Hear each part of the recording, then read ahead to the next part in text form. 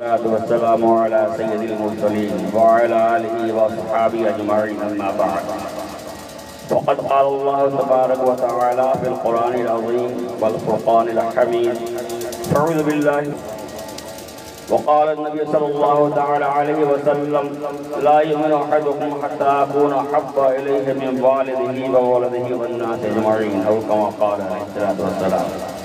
محترم برادر اسلام، بلا کسی موالغ آرائی کے، بغیر کسی دیگر تمہید کے، وقت بہت زیادہ ہو چکا ہے اور ہمیں جو اس مجلس تک آنے کا جو موقع ملا اور حد سے زیادہ اشتیاق پیدا ہوا، وہ نامی سے گرامی ایک عظیم المرتبہ شخصیت جو رونق اسٹیج ہیں، گرچہ اس مجلس میں جتنے بھی ذرہ ہے وہ مثل آفتاب و مہتاب ہیں، اور ان آفتاب و مہتاب اور ماہ و نجوم کے درمیان میں ایک روشن چراغ ماہ منیر جناب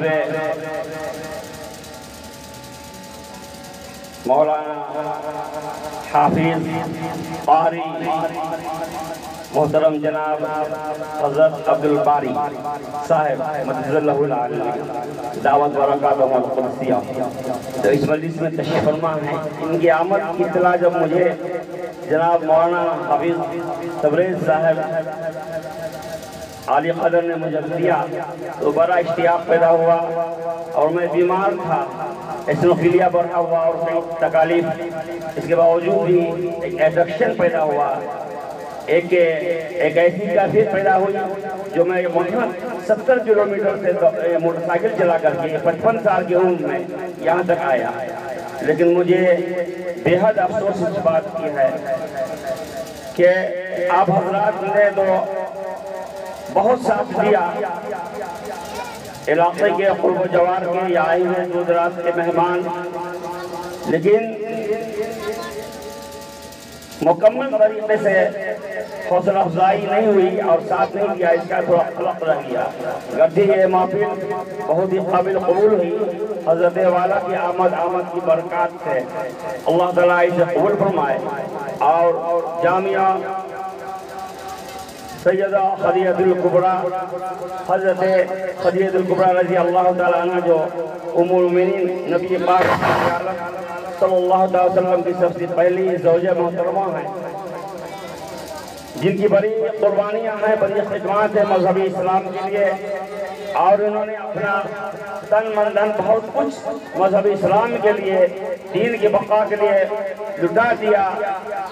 بڑی اثار ہے، بڑی قربانی ہے، اور اسی اثار و قربانی کا یہ ثمرہ ہے. یہ جو بچیاں حضرت خدیجہ الکبریٰ کی بیٹیاں ہیں، حضرت عائشہ کی یہ بیٹیاں ہیں، اور اتنا ہی نہیں بلکہ میں دیکھتا ہوں کہ حضرت سمیہ کی یہ بیٹیاں ہیں. وہ حضرت سمیہ دین کی قربانی تو تمام لوگوں کے لیے بے بہا ہی ہے، لیکن اسلام لانے کی پاداش میں جب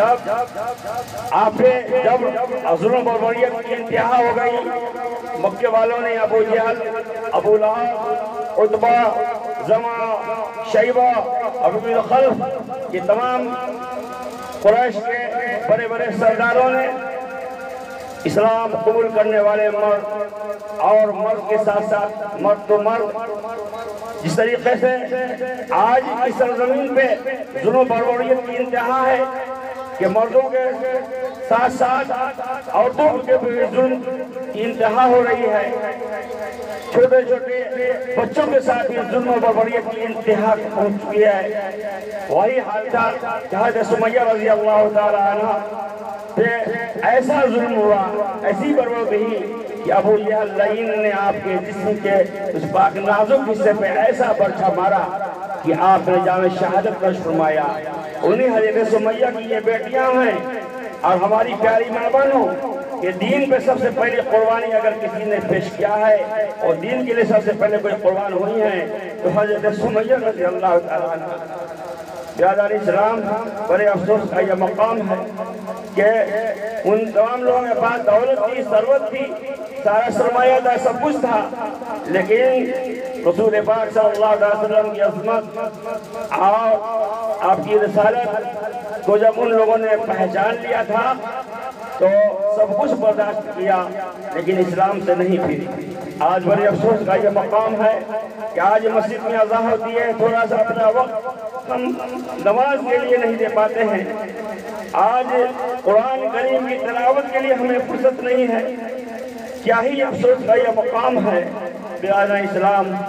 اور آج کی جو مجلس قائم ہوئی ہے یہ تو قرآن کی اور دینی خدمات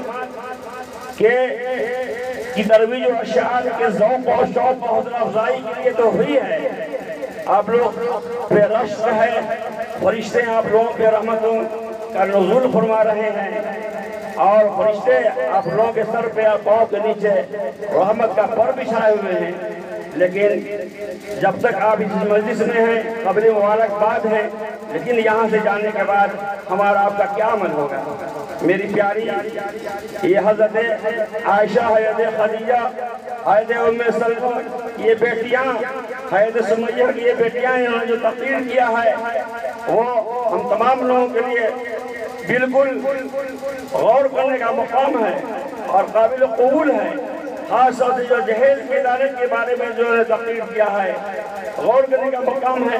انہوں نے جو تقریر کیا ہے ایک منزل پہ، ایک مقام پہ ایک دن وہ بھی وہاں تک آنے والی ہیں، پتہ نہیں ان کے ساتھ کیا معاملہ ہوگا۔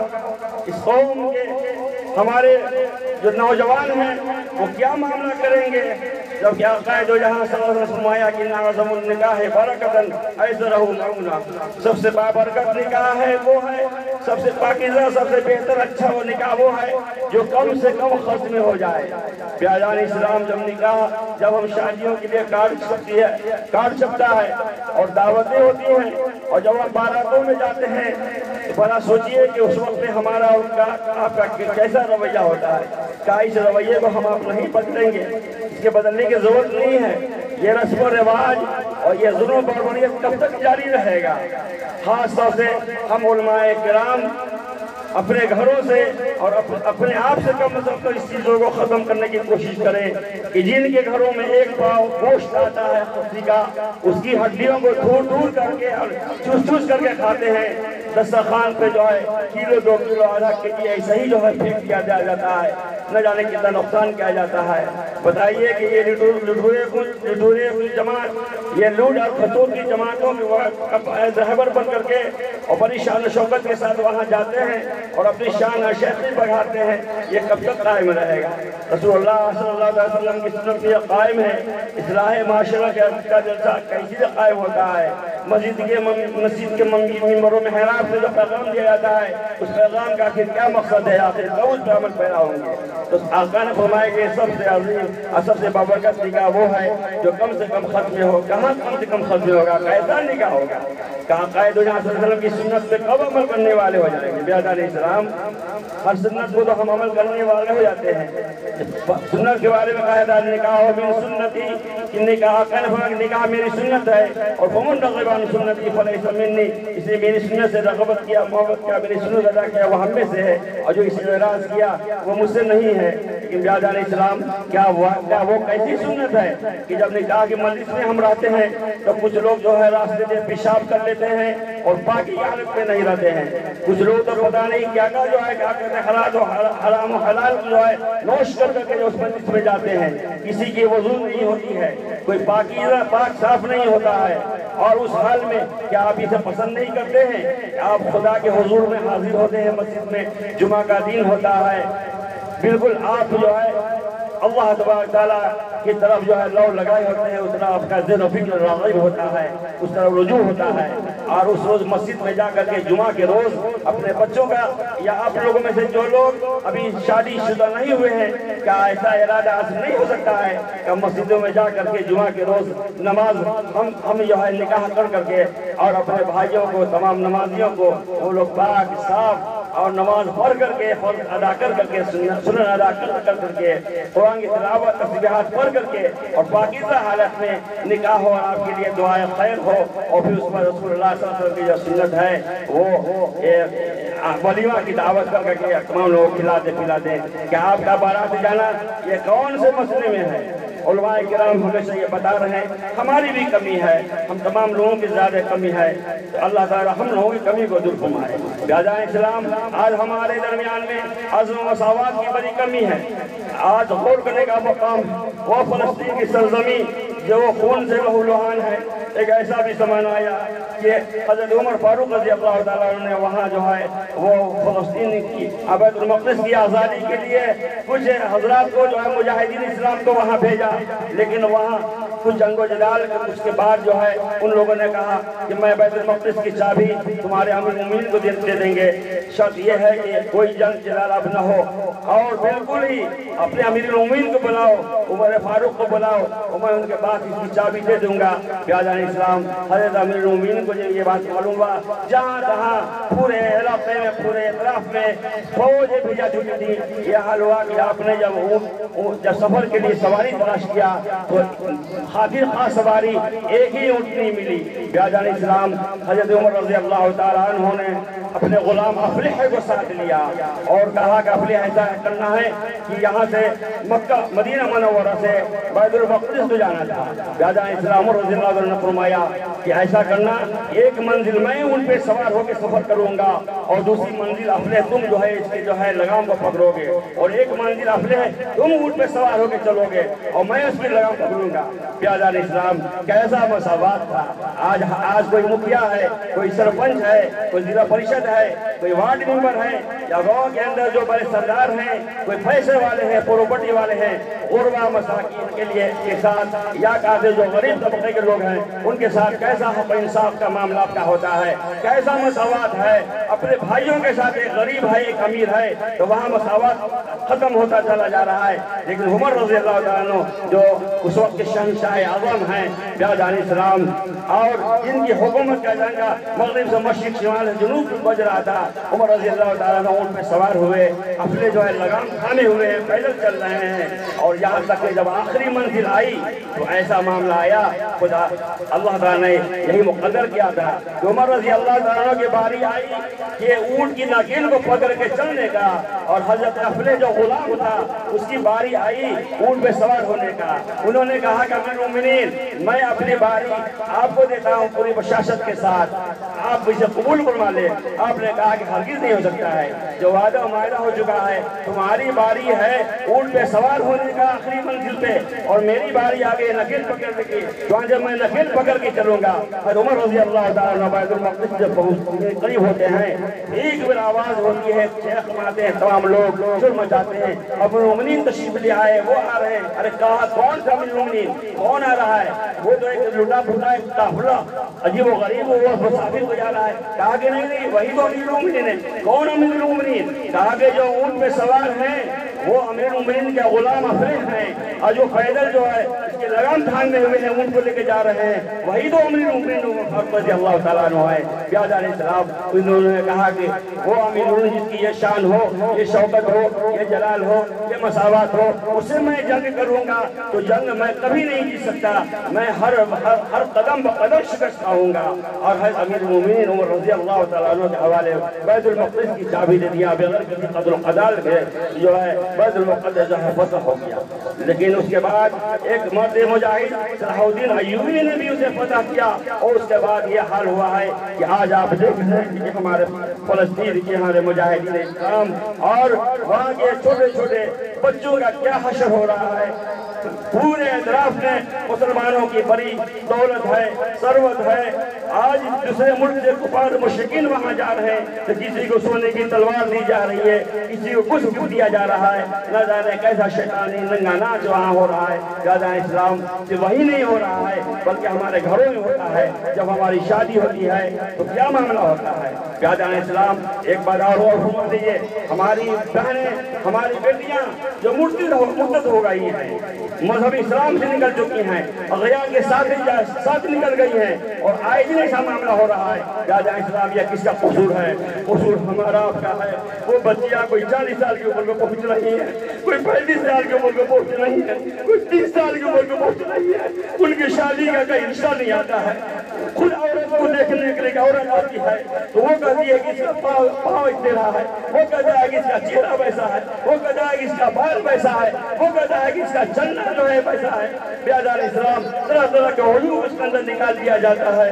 غیرت کی بات ہے, افسوس کا مقام ہے بیادار اسلام. اور آج ہمارے درمیان جو یہ معاملہ خاص ہوتے آ رہا ہے وہ بے پردگی کا معاملہ ہے.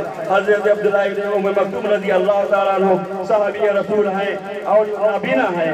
حضور پاک صلی اللہ علیہ وسلم کا تشریف لاتے ہیں. حضرت ام سلمہ رضی اللہ تعالیٰ عنہ کے گھر تشریف لاتے ہیں. حضرت ام سلمہ رضی اللہ تعالیٰ عنہ عبداللہ ابن ام مکتوم رضی اللہ تعالیٰ عنہ کے سامنے ہو جاتی ہیں. رسول اللہ صلی اللہ علیہ وسلم منع فرماتے ہیں, اے ام سلمہ تم عبداللہ ابن مکتوم سے پردہ کیوں نہیں کرتی؟ آپ فرماتی ہیں یا رسول اللہ صلی اللہ علیہ وسلم یہ تو نابینا ہے بیچارہ, یہ مجھے تھوڑے دیکھ رہی ہے. آپ نے فرمایا کہ نہیں, یہ نابینا تو کیا ہے, ارے یہ تمہیں نہیں دیکھ رہا ہے لیکن تم تو اسے دیکھ رہی ہو. تو جہاں تمہیں منع کیا گیا ہے وَقُلِ الْمُؤْمِنِينَ يَغُضُّوا مِنْ أَبْصَارِهِمْ وَيَحْفَظُوا فُرُوجَهُمْ ذَلِكَ أَزْكَىٰ لَهُمْ الَّذِينَ يَسْمَعُونَ. وَقُلِ الْمُؤْمِنِينَ پہلے مومن مردوں سے کیا گیا ہے کہ آپ تم اپنے نگاہوں کی حفاظت کرو. ایک نگاہ اگر کسی پہ اگر پڑ جاتی ہے, کسی عورت پہ اور کسی غیر محرم پہ, تو دوسری نہیں پڑھنے کے پائے فوراً اپنی نگاہ کو نیچے کرو اور رب سے جو ہے معافی طلب کرو. وَقُلِ الْمُؤْمِنِينَ يَغُضُّوا مِنْ أَبْصَارِهِمْ وَيَحْفَظُوا فُرُوجَهُمْ اور اپنے شرمگاہوں کی حفاظت کرو. آج زنا ولا تقربوا الزنا ولا تقربوا الزنا, اے لوگوں زنا کے قریب نہ جاؤ, زنا سے بچو. لیکن افسوس کا مقام ہے کہ زناکاری کا معاملہ شراب پہ ہے. کیسی کیا ہوگا؟ وہ یغضوا من ابصارهم ويحفظوا فروجهم, اپنے شرمگاہوں کی حفاظت کرو. ذالک ازکیٰ لهم الذین یسمعون, تمہارے ذات پاکیزگی کی بات تمہارے بہتر ہے. جو کچھ کر رہے ہو پروردگار عالم سب اس کی خبر ہے, سب جانتا ہے, سب دیکھ رہا ہے, سب سمجھ رہا ہے. تمہاری ایک ایک حرکات و سکنات کا اسے علم ہے. اور علیہ السلام پہلے تو مومن مردوں کو کہا گیا ہے, اس کے بعد مومن عورتوں کو کہا گیا ہے. وَقُلِ الْمُؤْمِنَاتِ يَغْضُضْنَ مِنْ أَبْصَارِهِنَّ وَيَحْفَظْنَ فُرُوجَهُنَّ وَلَا يُبْدِينَ زِينَتَهُنَّ. اے میرے آقا میں نے وہ فرما دیا مومن عورتوں سے بھی کہ تو اپنے نگاہوں کو نیچے رکھو. وَقُلِ الْمُؤْمِنَاتِ يَغْضُضْنَ مِنْ أَبْصَارِهِنَّ وَيَحْفَظْنَ فُرُوجَهُنَّ اور اپنے شرمگاہوں کی حفاظت کرو. یعنی زناکاری کا کوئی معاملہ درپیش نہ ہونے پائے, کبھی بھی ایسا نہ ہونے پائے. تم اپنے عزت کو, اپنی عظمت کو, اپنی عزت کو ہرگز کبھی بھی موت تک سے جو ہے ختم نہ کرنے کی کوشش کرو. وَلَا يُبْدِينَ زِينَتَهُنَّ اور اپنے زینت و زیورت کو, اپنے بناؤ سنگار کو کسی غیر محرم کے سامنے عیاں نہ کرو, ظاہر نہ کرو. یہاں تک کہ مفسرین علماء کرام نے یہ کہا ہے کہ پہلے زمانے میں عورتیں جو پاؤں میں جو زیور پہنتی تھی, جس میں جو ہے جھنجھن جھنجھن کی کچھ آواز آتی تھی, کچھ بچیاں لگ جاتا تھا جو چلنے میں جھنجھن جھنجھن کی آواز آتی تھی, وہ تک جو ہے کھنک کی آواز کو, چوڑیوں کی کھنک کی آواز کو بھی محفوظ کرنے کے لیے کہا گیا ہے. لیکن آج یہ ہے کہ آج شادی میں, بیاہ میں اور دیگر معاملات میں ہم اپنی بیٹیوں کو سب کے سامنے کر دیتے ہیں اور غیر محرم جسم کے نازک پاس حصے کی تصویر نہیں لیتا ہے. ورنہ بغیر مسلمان سب سے زیادہ ہے. اور جو ماڈرن قسم کے جو لوگ ہیں جو اپنے آپ کو لاتے ہیں کہ ہمارا تہذیب و تمدن بہت ہی ماڈل ہے اور ہم پرانی تہذیب کو نہیں مانتے ہیں, بالکل جگہ بجگہ جا بجا ایسی تصویریں ہماری غیر محرم جو ہے فوٹوگرافر آگے لیتا ہے. کہ مت پوچھا جائے بیادان اسلام, یہ سب ہمارے اندر جو برائیاں ہیں, یہ سب ہمارے اندر جو خرابیاں ہیں, یہ سب ہمارا کیسے ختم ہوگی؟ بیادان اسلام یہ پیغام ہے کہ آپ نکاح کو آسان فرمائیے اور رسول اللہ صلی اللہ علیہ وسلم کی جو سنتیں ہیں اس پر عمل کرنے کی کوشش کیجیے. عورتوں کی عزت و عظمت کو بچانے کے لیے جو حسن تدبیر ہے اس کو اختیار کیجیے. ہماری پیاری ماں بہنیں, ہماری بچیاں پڑھنے کے لیے جائیں, لیکن اس کا غور کریں کہ ہماری بچی کس وقت کہاں گئی اور کب آئی پڑھ کر کے, کہاں جا رہی ہے, کس وقت آئی, کتنا دیر کے بعد آئی, جہاں گئی وہاں کبھی کبھی جا کر کے دیکھنا ہے کہ وقت سے وہاں پہنچی, اس کا ایکٹیویٹیز کیا ہے, اس کا ایکشن کیا ہے, اس کا تیور کیا ہے, اس کا جو ہے انداز کیا ہے. شروع سے اس کی تربیت کرنے کی ضرورت ہے. اور خاص طور سے میری پیاری بچیوں, تمہیں ایک دن تمہارا ایسا آئے گا کہ تم سے ہی دنیا کے اندر انقلاب پیدا ہوگا. آقا نے یہ فرمایا گیا ہے کہ ماں کا گود جو ہے وہ پہلا مکتب ہے, ماں کا گود پہلا مکتب ہے. باپ کا گود مکتب نہیں ہے، ماں کے گود میں وہ پرورش پردہ، اس کے شکم میں اور باہر آنے کے بعد جو پرورش پردہ ہوتی ہے، والدہ اگر بہتر ہوں گی تو بچے بھی بہتر ہوں گے۔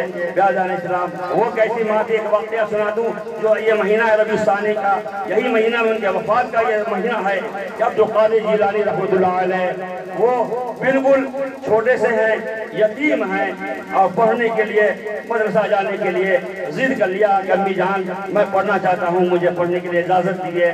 یتیم تھے، تھوڑا سا درہم جو چھوڑ دیا تھا والد محترم نے جو کچھ تھا، انہوں نے بہت عبادت کے ساتھ بغل کے نیچے سی دیا اور کہا کہ بیٹا جا اور جھوٹ بولنے کی کوشش نہیں کرنا۔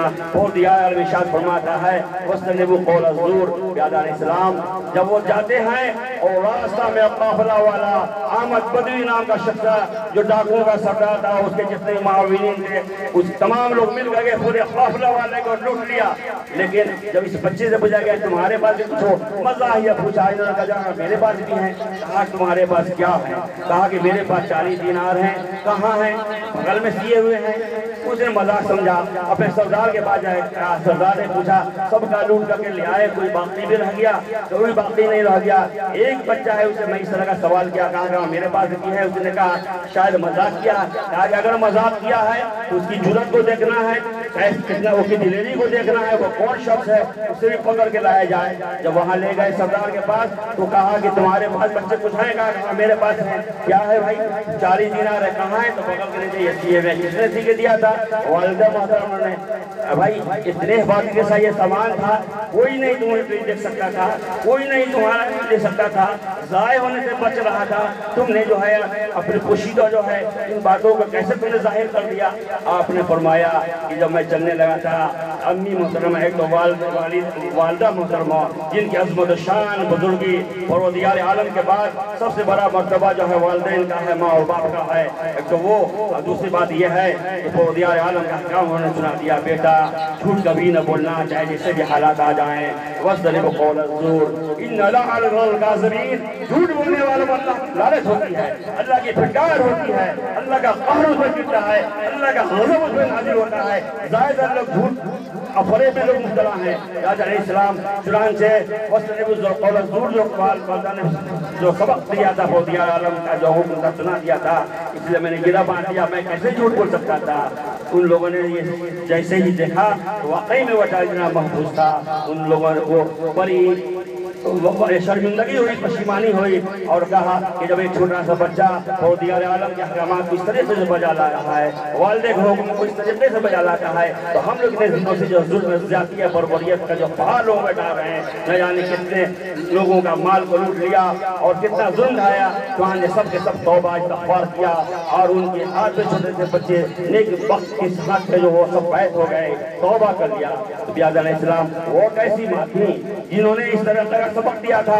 آج تو کوئی سامان مال سے اگر کوئی پینسل لے کے چلاتا ہے تو ماں کو یہ چیز فکر نہیں ہوتی ہے، باپ کو فکر نہیں ہوتی ہے، یہ پینسل تم نے لا کے نہیں دیا تھا، یہ کہاں سے آیا؟ مدرسے سے اکثر جو ہے چپل کی چوری کی خبر آتی ہے، مدرسے سے اکثر جو ہے جوتے کی چوری آتی ہے، مسجدوں سے چپل جوتے کی چوری آ جاتی ہے۔ بغیر مسلمانوں غیرت کا مقام ہے، آخر کار کے اندر نہیں دیکھتے بیٹا تم کو یہ چپل لا کے نہیں دیا تھی، یہ چپل آیا کہاں سے؟ یہ جوتا میں نے دیا تھی، یہ جوتا آیا کہاں سے؟ مدرسے میں جو ہے تم جو گئی تھی اور یہ کتابیں میں نے نہیں دیا تھا، یہ کس کی کتاب ہے؟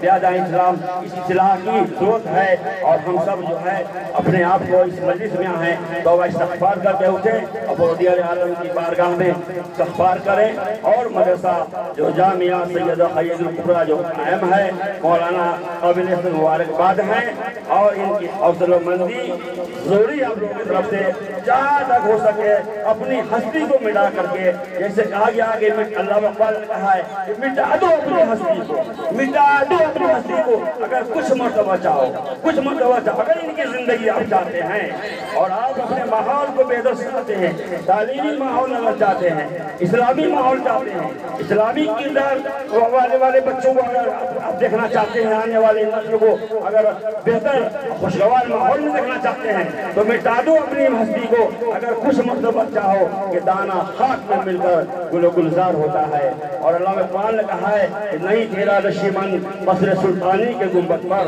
نہیں تیرا نشیمن اور سے سلطانی کی گنبد پر تو شاہی ہے بسیر آ کر پہاڑوں کی چٹانوں میں بیادان اسلام چنانچہ طریقہ میں کہتا چاہتا ہوں طریقہ مصطفیٰ کو چھوڑنا ہے وجہ بربادی اسی سے قوم دنیا میں کوئی اختیار اپنی ہمیں کرنی ہے شہنشاہ فتح کی رضا جوئی وہ ہو گیا اپنے رحمت پروردگار اپنی واخر دعوانا الحمدللہ رب العالمین